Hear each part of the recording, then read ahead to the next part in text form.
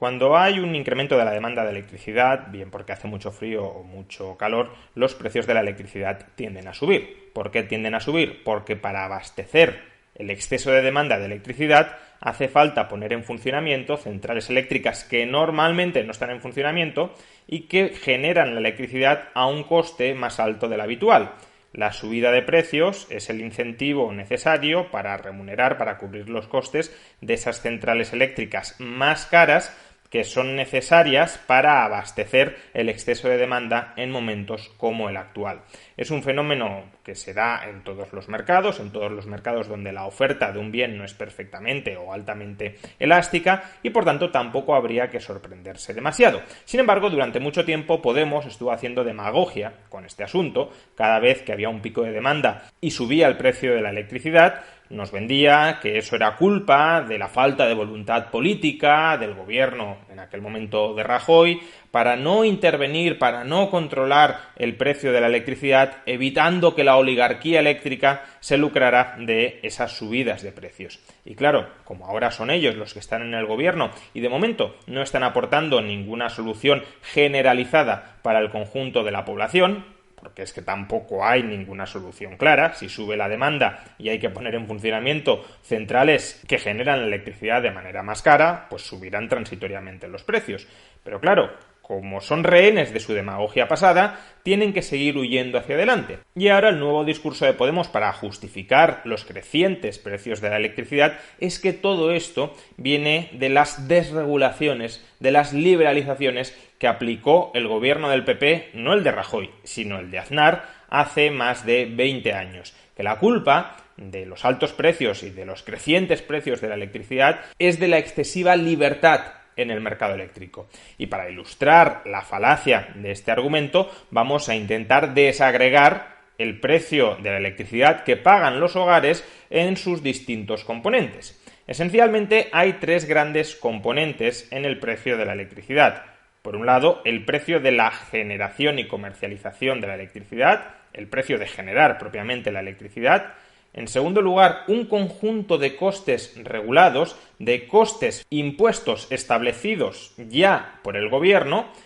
Algunos de ellos son costes necesarios para que el suministro eléctrico funcione, como el transporte y la distribución de electricidad. Otros costes son costes ya más de componente político, por ejemplo, las primas a las energías renovables para subsidiar la generación de energía renovable o la amortización de los déficits históricos de tarifa. Durante mucho tiempo en España se vendía electricidad por debajo de coste, que es lo que quiere volver a hacer Podemos, y se acumulaba una deuda con las eléctricas que hoy pagamos con un precio de la electricidad más caro de lo que podríamos pagar porque estamos pagando la deuda pasada del déficit tarifario. Esos vendrían a ser los costes regulados. Y por otro, tenemos los impuestos que recaen tanto sobre el precio de generación de la electricidad como sobre los costes regulados. Son el IVA y el impuesto eléctrico.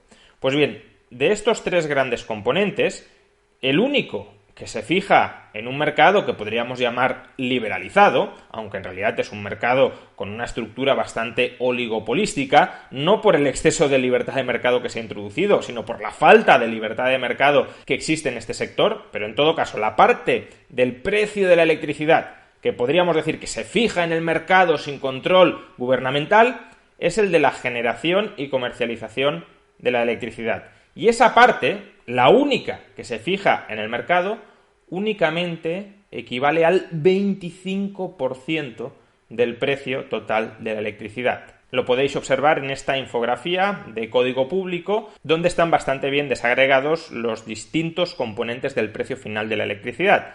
El 24-25% del precio final de la electricidad es el precio que se fija en el mercado.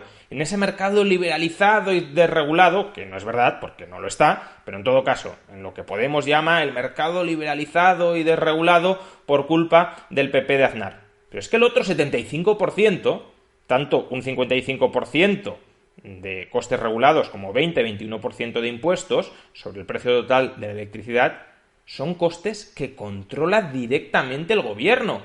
Y gran parte de esos costes son costes que no están directamente vinculados con la generación, el transporte y la distribución hasta los hogares de electricidad. Es decir, son costes totalmente espurios del sistema eléctrico que han sido añadidos por los políticos en la factura eléctrica para remunerar políticas energéticas, en muchos casos desnortadas y completamente equivocadas, que ahora siguen siendo una hipoteca que pagamos todos los consumidores. En todo caso, y más allá del debate de si determinadas políticas energéticas tuvieron que emprenderse en su momento, como la política de promoción a las renovables, cuando estas fuentes de energía todavía eran muy caras y poco competitivas, lo cierto es que no puede decirse seriamente que el precio de la electricidad está liberalizado y que sube y que es alto por culpa de la liberalización. El precio de la electricidad en 3/4 partes es un coste que ya está controlado por políticos. Por tanto, la responsabilidad final atribuible al mercado, que insisto, ni siquiera es un mercado competitivo donde uno pueda entrar y crear nuevas centrales, ya no digo nucleares, ni siquiera hidroeléctricas, porque la capacidad hidroeléctrica de España está tremendamente infraexplotada, incluso según el Ministerio de Fomento. Bueno, no es un mercado liberalizado, no se puede entrar, pero en todo caso, es el mercado. Esa parte es el 25%. La parte política, la parte controlada por políticos, por el gobierno de Rajoy antes, por el gobierno de PSOE y de Podemos ahora, es el 75% de la factura eléctrica. Y no pensemos que esto es lo normal en Europa. No es lo normal. España es el tercer país europeo donde impuestos y gravámenes ajenos a lo que es propiamente el coste de generación, de transporte y de distribución de la electricidad, es el tercer país europeo donde impuestos y gravámenes ajenos a la actividad eléctrica representan un mayor porcentaje del total de la factura eléctrica. Como podemos observar en este gráfico de Eurostat, prácticamente la mitad del precio de la electricidad que pagan los hogares son impuestos y gravámenes ajenos a la actividad eléctrica.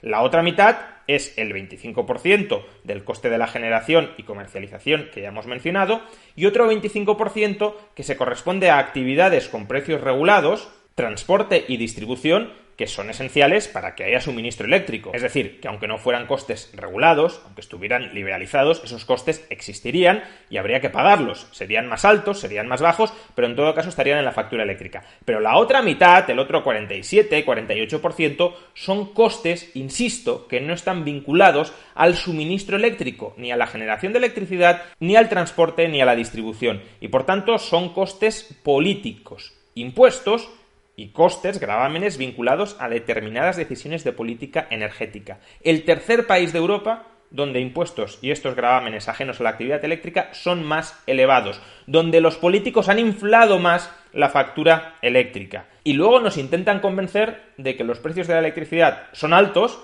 y son inasumibles para muchas familias porque, claro, la liberalización del mercado ha disparado los precios. No, señores. Quienes han disparado los precios hasta unos niveles que muchas familias españolas no se pueden permitir son ustedes, los políticos y sus políticas energéticas absurdamente ideologizadas. Que cada palo aguante su vela.